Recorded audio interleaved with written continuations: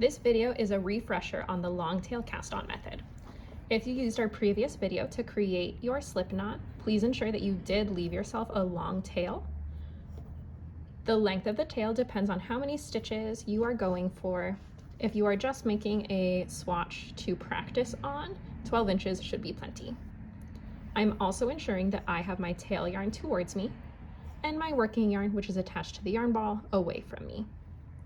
In this position, I can take my thumb and my index finger and set them in between those two strands. So they are separating the working yarn from the tail yarn. My other three fingers are going to wrap around both strands of yarn. So I am not catching only one, I am making sure my three fingers have caught both. And with a little tension, you get this slingshot position. To repeat that portion of the process, thumb and index fingers separate, your other fingers grab into a slingshot.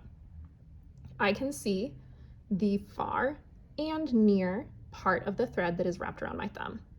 With my needle, I'm going to point it all the way towards myself, turn the tip to my thumb, and follow my thumb under the front strand. My needle and my thumb are parallel, and I've created a loop. I can see the strand that my index finger is holding through this loop. I will use my needle to scoop and pull it through. My thumb can release and tighten around the bottom.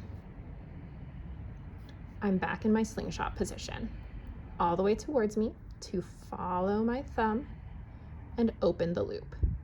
There's my index finger strand. I am going to scoop with my needle and bring it through and let the thumb tighten around the bottom. Once I've regained my tension, I'm able to continue these steps. To show you from a different angle, after I've opened my thumb, the needle scoops over the index finger yarn and passes through. I always make sure that I'm holding my stitch steady and tightening around the bottom. That is your long tail cast on.